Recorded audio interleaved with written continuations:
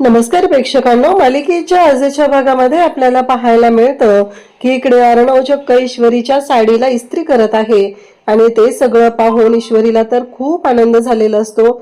ईश्वरी खूप खुश झालीये, तिला खूप छान वाटतंय कारण चक्क अर्णव राजे शिर्के म्हणजे सात्विक फॅशनचे CEO माझ्या साडीला इस्त्री करत आहेत।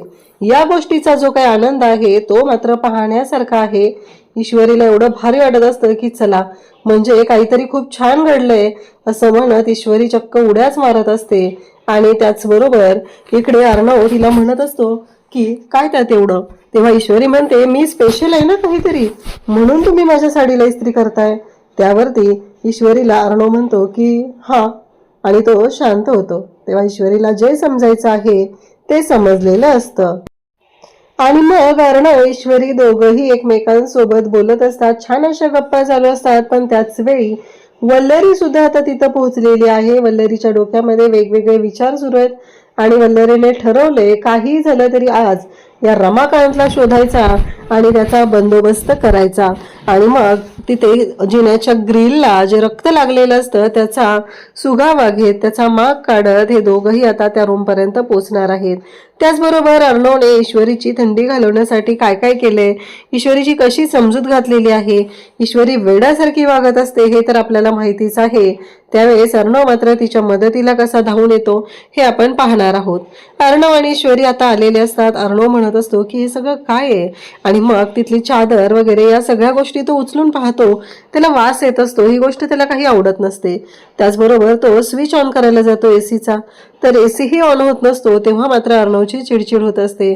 अर्णव म्हणत असतो काय आहे हे सगळं, मी सिंदूरमुळे इथे यावं लागलेलं आहे, कारण ते सगळं असं जुनं वगैरे असतं। अर्णवला त्या गोष्टींचा त्रास होत असतो। अर्णवला कळतच नसतं की काय आहे हे, हायजीन तर इथे नाहीयेच, पण ह्या सगळ्या गोष्टी ज्या आहेत ना त्या चुकीच्या चाललेल्या आहेत असं अर्णवच्या लक्षात येतं। त्यानंतर ईश्वरी वॉशरूम मध्ये असते तोपर्यंत अर्णव या सगळ्या गोष्टी चेक करत असतो आणि त्याला ह्या गोष्टी काही सहन होत नसतात। तो एसी ऑन करायला जातो, म्हणजे एकतर पाऊस आहे, थंडी आहे आणि अर्णवला एसी लावायचा असतो, म्हणजे ईश्वरी आली की बाहेर येऊन तो दंगाच करणार आहे, बोंबाच मारणार आहे हे तर पक्कच असतं।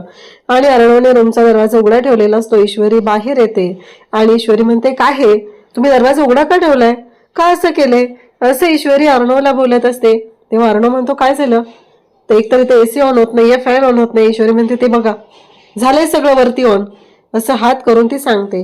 ती म्हणते अहो तुम्ही कसे येतो, मला कळतच नाहीये, म्हणजे तुम्हाला जराही कसं काय हे कळत नाहीये, एकतर एवढी थंडी आहे, एवढा सगळा त्रास होतोय आणि तुम्हाला म्हणजे इथं एसी आणि फॅन लावायचे, मला ना कळतच नाहीये की काय बोलू आणि कसं बोलू तुम्हाला, असं म्हणत ईश्वरीने आता तिच्या तोंडाचा पट्टा सुरू केलेला असतो। कारण तिच्या डोक्यात फक्त एवढंच सुरू आहे की काही झालं तरीही या सगळ्या गोष्टी आता बंद झाल्या पाहिजेत। आणि एकतर तिला खूप थंडी वाजत असते। अर्णव म्हणत असतो की एवढी घाई करायला कोणी सांगितली होती तुला, गाडीतून पावसात पळत यायला, बघितलं ना काय झालंय, त्यामुळे भिजले आणि थंडी वाजते। तेव्हा ईश्वरी म्हणते मला काय माहिती तुमच्या मुंबईच्या पावसाने एवढी थंडी वाजणार होती, असं म्हणत ईश्वरी बोलत असते। तेव्हा अर्णव म्हणतो म्हणजे मुंबईचा आणि इंदोरचा यात काय वेगळा पाऊस असतो का? तेव्हा ईश्वरी म्हणते की हो, वेगळा पाऊस असतो तो, तुम्हाला नाही कळणार आहे। अर्णव म्हणतो काय बोलतेस तू, तुला कळतंय काय हे सगळं? तेव्हा ईश्वरी म्हणते की हो मला कळतंय सगळं, तुमच्या इकडच्या पावसाने मला थंडी वाजते, मला इंदोरच्या पावसाने काही होत नाहीये, असं ती अर्णवला ठणकावून सांगत असते। अर्णवने आता डोक्याला हात लावायचाच बाकी असतो, कारण अर्णवला माहितीये की ही मुलगी एकदा बोलायला लागली की अजिबात थांबणार नाहीये। त्यामुळं अर्णव मात्र शांतच होतो। अर्णवच्या लक्षात आलेलं असतं की आता आपल्याला शांत राहण्याशिवाय पर्याय नाही, कारण हिचं तोंड चालू झालं तर ते बंद होणारच नाही। तेव्हा ईश्वरी म्हणते की काय करू सांगा, मला खूप थंडी वाजते, माझ्याकडे कपडे पण नाहीयेत बदलायला, मी काय करू नक्की, असं म्हणत ती अर्णवलाच बोलत असते।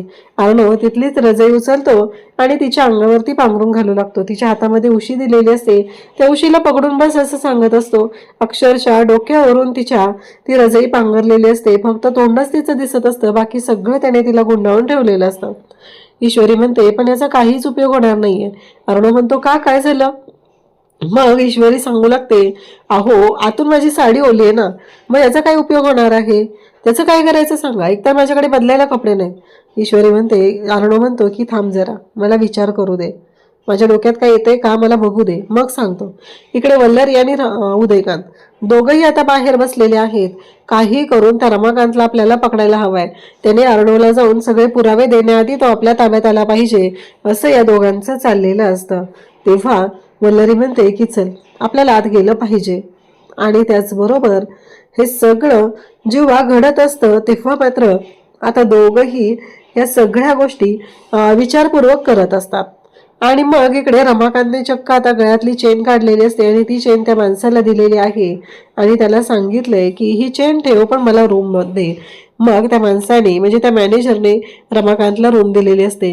एक तर रमाकांतला एवढं लागलेलं असतं, तो पडलेला असतो कारण त्याच्या डोक्यावरती वार केलेला असतो आणि त्यानंतर या सगळ्या गोष्टी घडलेल्या असतात. आता मात्र तो माणूस म्हणत असतो की हे घ्या, वरून डावीकडे जा. चावी तर मिळालेली आहे. रमाकांत जाता जाता मागे फिरून पाहत असतो, हे दोघं तर आले नाहीयेत ना माझ्या मागे. हा विचार रमाकांतच्या डोक्यात सुरू झालेला असतो. काहीही झालं तरीही हे दोघं जर तिथं आले तर आपलं काही खरं नाही, या गोष्टीची जाणीव आता रमाकांतला असते. म्हणून तर तो शांतपणे आता निघालेला असतो. पण त्याला पावलं उचलणं ही जड झालेलं असतं, कारण या सगळ्या गोष्टींमुळे त्याला त्रासच एवढा झालेला असतो. इकडे नेमकं आता त्या हॉटेलमध्ये आता उदयकांत आणि वल्लरी पोचतात. उदयकांत आणि वल्लरी तिथं आल्यानंतर ते त्या मॅनेजरला विचारू लागतात की कुठे, म्हणजे इथे जी व्यक्ती होती ह्या व्यक्तीला पाहिलंय का? तेव्हा तो म्हणतो की नाही नाही, इथे कोणी नव्हतं. नाही, सांगायचं लवकरात लवकर. आणि इथं जर कोणी आला तर कोणाला काहीही कळता कामा नये की आम्ही इथं आलेलो होतो, असं सांगितलं जात असतं.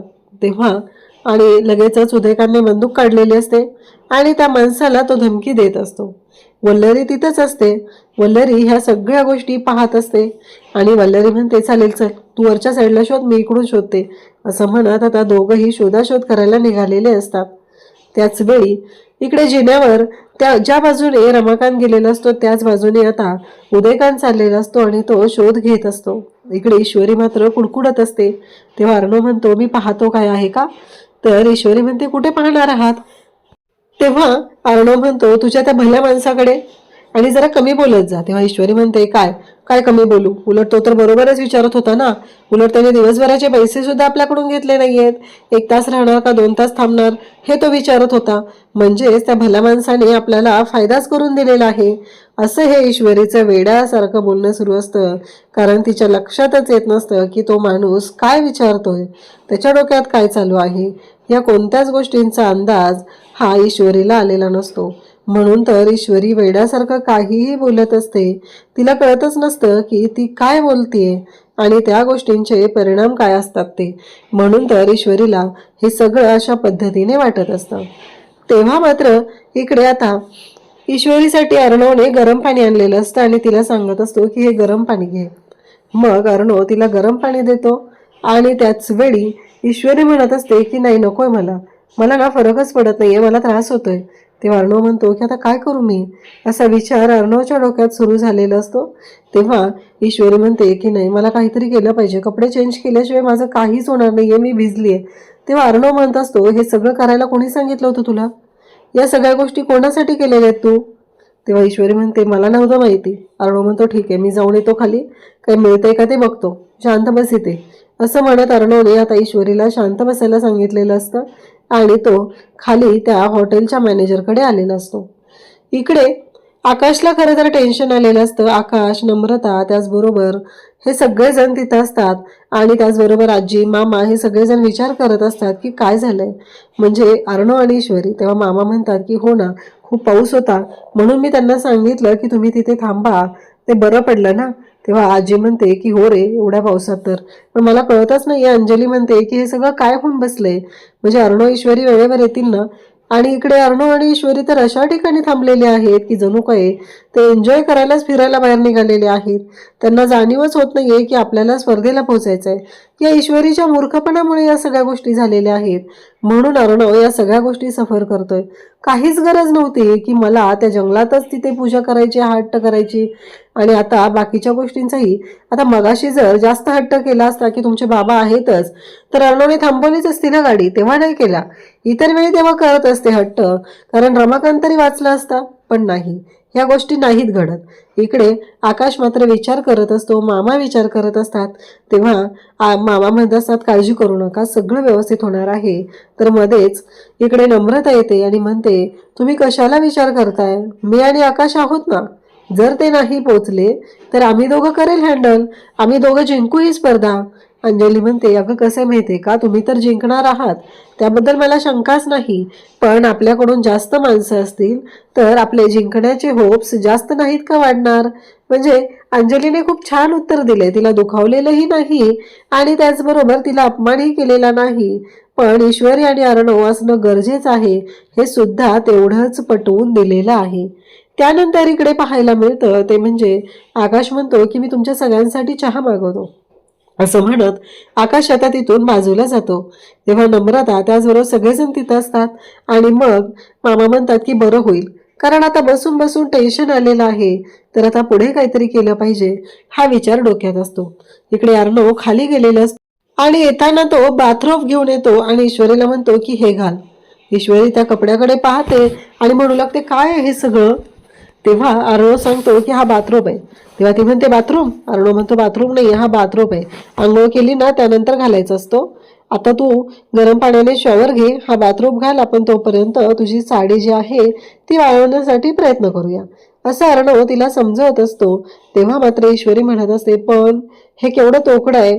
तेव्हा अर्णव म्हणतो की नाही काय होणार आहे, काही प्रॉब्लेम नाही, आपण दोघंच आहोत की नाही इथे, जा बरं। तेव्हा ईश्वरी ऐकायलाच तयार नसते। अर्णव म्हणतो की हे बघ, हेच मला इथं मिळालेलं आहे फक्त, आणि मी तेवढंच तुझ्या त्या भल्या माणसाकडून आणलेलं आहे, आता दुसरा ऑप्शन आहे का, जा पटकन, असं म्हणत अर्णव तिला समजावून सांगत असतो। फायनली ईश्वरी या गोष्टीसाठी आता तयार होते आणि ती म्हणते की चालेल, आणि मग अर्णव फॅन चालू करत असतो। तेव्हा ईश्वरी म्हणते अजिबात नाही हा, AC फॅन लावायचा नाही। तेव्हा अर्णव म्हणतो आता जाशील का, म्हणून तिला पाठवतो आणि परत त्या सोफ्यावरती बसत असतो। पुन्हा तो फॅन लावायचा प्रयत्न करणार तेवढ्यात ईश्वरी तिथे येते आणि म्हणते मी सांगितलंय ना नाही लावायचा फॅन, आणि अर्णव शांतच होतो, कारण ईश्वरीची अरे रवी जरा जास्तच असते। अर्णव शांतपणे ऐकत असतो। त्यानंतर ईश्वरी म्हणते खरंच हे घालू, तेव्हा अर्णव म्हणतो की हो बाई जा, आधी एकदा तू घालून येते सगळं, त्यानंतर बघूया काय करायचं आहे ते, असं ईश्वरीला अर्णव सांगत असतो आणि ईश्वरीला आत पाठवतो। आता अर्णव सोफ्यावरती तिथे त्या बेडवरती बसणार असतो। पुन्हा ईश्वरी म्हणते की आता फॅन लावू नका आणि पुन्हा आतून ओरडते। तेव्हा अर्णव म्हणतो काय नाही चालू केलेला, तेव्हा ईश्वरी म्हणते लाईटचं बटन चालू करा ना, असं म्हणत अर्णवला लाईटचे बटन ऑन करायला होते। इकडे वल्लरी आता जिन्यातून शोधत असते कुठे दिसतोय का, रमाकांत कुठे दिसतोय का, इथे कुठे लपून बसलाय, कारण याच हॉटेलमध्ये रमाकांत आलाय हे लक्षात आलेलं असतं। इकडे आकाश निघालेलाच असतो, समोरून सौदामिनी येते आणि म्हणते काय झालं, नाही एवढा प्रयत्न चालू आहे पण उपयोग काय त्याचा। तेव्हा आकाश म्हणतो का काय झालं, नाही मला माहितीये अर्णव आणि ईश्वरी पोहोचणारच नाही, तू कितीही प्रयत्न कर आणि काही कर त्याचा काही उपयोग होणार नाही, असं ती त्याला सांगत असते। तेव्हा मात्र आकाश म्हणत असतो की त्याची काळजी तुम्ही नका करू, त्याची काळजी आमची आम्ही करू ना, काय करायचंय ते आमच्या आम्ही बघू, तुम्ही विचार करायची गरजच नाहीये या गोष्टींवरती, असं आकाश सांगत असतो। तेव्हा ती म्हणत असते बघ म्हणजे मी तुला चांगली ऑफर देते, तुला ती स्वीकारायची असेल तर बघ, असं म्हणत आता ती आकाशला सांगत असते। तेव्हा आकाशला ती म्हणत असते की तुझी लायकी काय सांग ना, म्हणजे तो अर्णव मी ओनर आहे, मी बॉस आहे, हे सगळं माझ्या आईच्या नावाने चालू केलेलं आहे, हे सगळं माझं आहे, असं जे बोलत असतो, तू कोण आहेस, तुझी लायकी काय आहे। तेव्हा आकाश म्हणतो माइंड युअर लँग्वेज, शब्द जपून वापरायचे, माझ्याशी बोलता एवढं लक्षात ठेवा। तेव्हा ती म्हणते काय तुझ्याशी बोलते, उपयोग काय सांग ना, म्हणजे तुझी लायकी काय आहे, तू कोण आहेस। तेव्हा तो म्हणतो की शब्द जपून वापरायचे, आकाश टेक्सटाईलचा ओनर आहे। हे ऐकल्यानंतर मात्र इकडे आता लगेचच बोलायला सुरुवात करते ती म्हणजे सौदामिनी, काय काय चुकीचं आहे सांग ना, म्हणजे आकाश तू जरी आकाश टेक्सटाईलचा ओनर असला तरी तुला काय किंमत आहे, अर्णव तुला काय विचारतो ते सांग मला, कुठल्या गोष्टीचा डिसिजन घेण्याचा अधिकार तुला आहे, त्यापेक्षा मी तुला छान ऑफर देते, बघ माझी ऑफर पटते का बघ, जर पटली तर ती स्वीकार, तू मला जॉईन हो, मग बघ काय होणार आहे ते, असं म्हणत ती त्याला सांगत असते। तेव्हा मात्र आकाश म्हणत असतो तुमची लायकी काय आहे ना ती तुमच्याकडेच ठेवायची, आणि दोन भावांमध्ये जर फूट पाडण्याचा विचार केला तर तुम्हीच तोंडावर पडाल एवढं लक्षात ठेवा, असं म्हणत आकाशने तिलाच तिची लायकी दाखवलेली असते आणि सांगितलेलं असतं की काही झालं तरीही दोन भाऊ वेगळे कधीच होणार नाहीत. त्यानंतर इकडे पाहायला मिळतं की आता उदयकांत आणि वल्लरी शोधाशोध करत निघालेलेच असतात. तेवढ्यात लाईट जातात. अर्णव बेडवरती बसलेला असतो, विचार करत असतो की हे सगळं काय चाललंय, कारण लवकरात लवकर कॉम्पिटिशनला पोहोचायचं आहे. या सगळ्या गोष्टींचा विचार चालू आहे आणि हे सगळं काय होऊन बसतंय असा विचार अर्णवच्या डोक्यात सुरू झालेला असतो. तेव्हा मात्र अर्णव त्याच्या बाजूने प्रयत्न करत असतो. ईश्वरी अजून तिथे बाथरूममध्ये असते, ती चेंज करण्यासाठी गेलेली असते, कारण ईश्वरीला साडी चेंज करायची आहे, त्यानंतर बाकीच्या गोष्टी करायच्या आहेत. हे सगळं ईश्वरीचं चाललेलं असतं आणि त्याच वेळेस अर्णव बाहेर पाहत असतो आणि त्याच वेळी ईश्वरीकडे त्याचं लक्ष जातं. ईश्वरी आता बाहेर आलेली असते, तिने तो बाथरोब घातलेला असतो आणि खरंच खूप सुंदर दिसत असते. एकतर ते भिजलेले केस ते गालावरती आलेले असतात आणि अर्णव तिच्याकडे पाहतच राहतो, एकटक पाहत राहतो. अर्णवला खरंच म्हणजे ईश्वरी त्याला आधीपासून आवडत होती, म्हणजे तो ईश्वरीच्या प्रेमात तर पडलेला आहे हे आपल्याला माहिती होतं, पण अजूनपर्यंत अर्णव त्याच्या प्रेमाची कबुली मात्र देऊ शकलेला नव्हता. पण आता मात्र अर्णव ईश्वरीकडे पाहत असतो आणि त्याचबरोबर ईश्वरी बरोबर तो बोलत असतो. ईश्वरीसोबत तो गोष्टी शेअर करत असतो, त्याला छान वाटत असतं ईश्वरीसोबत. आणि आता मात्र अर्णव ईश्वरीला विचारू लागतो, ईश्वरीला म्हणत असतो की काय काय झालं. तेव्हा ईश्वरी म्हणते नाही काही नाहीये, असं ईश्वरी अर्णवला सांगते. तेव्हा मात्र इकडे अर्णव ईश्वरीच्या जवळ जातो आणि ईश्वरीला म्हणत असतो की बोल. आता ईश्वरी अर्णवच्या मिठीत आलेली असते आणि अर्णव आणि ईश्वरी जवळजवळ असतात. ईश्वरीने तो बाथरोब घातलेला असतो आणि अर्णवकडे पाहत असते. अर्णव पण ईश्वरीकडे पाहत असतो. दोघांची एकमेकांसोबत धडक झालेली असते. ईश्वरी आता अर्णवच्या मिठीत आलेली असते. त्यासोबतच इकडे पाहायला मिळतं ते म्हणजे ईश्वरी ज्या पद्धतीने अर्णव सोबत वागत असते, बोलत असते, त्यावरून तर क्लिअर होत असतं की ईश्वरीच्या मनात अर्णवबद्दल असलेल्या फिलिंग. ईश्वरी अर्णवच्या बाबतीत खरंच खूप पॉझिटिव्ह विचार करत असते. तेव्हा मात्र इकडे आता उदयकांत आणि त्याचबरोबर वल्लरी शोध घेत निघालेले असतात आणि त्याच वेळेस इकडे ईश्वरी आणि अर्णव, ईश्वरी पाहत असते, अर्णव इस्त्री करत असतो ईश्वरीच्या साडीला. तेव्हा ईश्वरी म्हणते बघा, चक्क सात्विक फॅशनचे CEO माझ्या साडीला इस्त्री करतायत. तेव्हा अर्णव म्हणतो काय झालं. तेव्हा ईश्वरी म्हणते नाही थोडंसं नवल वाटतंय ना म्हणून म्हटलं. आता उदयकांत आणि वल्लरी निघालेले असतात. वल्लरीच्या हाताला त्या जिन्याच्या ग्रिलचं रक्त लागलेलं असतं. ती म्हणते की बघितलं का रक्त, म्हणजे ते दोघं जण तो इकडेच गेलेला आहे. आपण आता या रक्ताचा शोध घेतच त्याचा पाठलाग करूया आणि त्याला शोधूया. इकडे अर्णव आणि ईश्वरी बोलत आहेत. ईश्वरी म्हणते आठवते का, असंच एका हॉटेलच्या रूममध्ये त्या दिवशी तुम्ही माझ्या गळ्यात मंगळसूत्र घातलं. आणि मग अर्णव म्हणतो की पण तुला आवडलं नव्हतं ना. ईश्वरी म्हणते पण नंतर मला आवडायला लागलं ना, मी तुमच्या प्रेमात, असं ईश्वरी बोलते आणि शांतच होते. अर्णव तिच्याकडे पाहत असतो, कारण ईश्वरीने आज कधी नव्हे ते तिच्या मनातल्या भावना व्यक्त करायला सुरुवात केलेली असते. अशाच अपडेटसाठी चॅनलशी कनेक्ट राहा. थँक्यू.